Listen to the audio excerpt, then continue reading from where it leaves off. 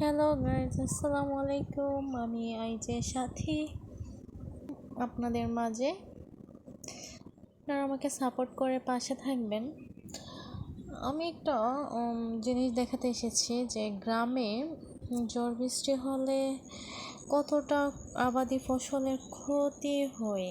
হ্যাঁ, ঝড় বৃষ্টি আল্লাহর একটা রহমত থেকে আসে, কিন্তু বর্ষা সিজনে যখন বড় ধান লাগে তখন আবাদি ফসলগুলো নষ্ট হয়। দেখেন, জ্বরে এই যে ধানগুলো শুয়ে গেছে, কিন্তু এখন ধান শুয়ে গেছে গাছগুলো, এটা বড় বিষয় না, গাছগুলো থেকে ধানগুলো ঝরে গেছে। কি হয়েছে, আবাদি ফসলগুলোর অনেক ক্ষতি হয়েছে, এই আর কি।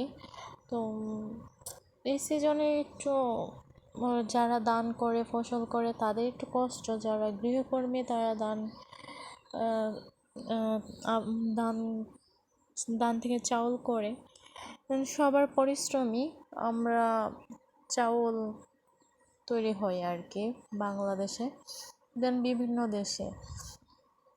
এই এই যে দেখেন ওই জায়গায় ধানগুলো পরে নষ্ট হয়ে গিয়েছে জ্বর হওয়ার কারণে। কালকে জ্বর হয়েছিল, ওই যে ওইদিকে একদমই নষ্ট হয়ে গেছে। সো সবাই আমাকে সাপোর্ট করবেন। আল্লাহ হাফেজ।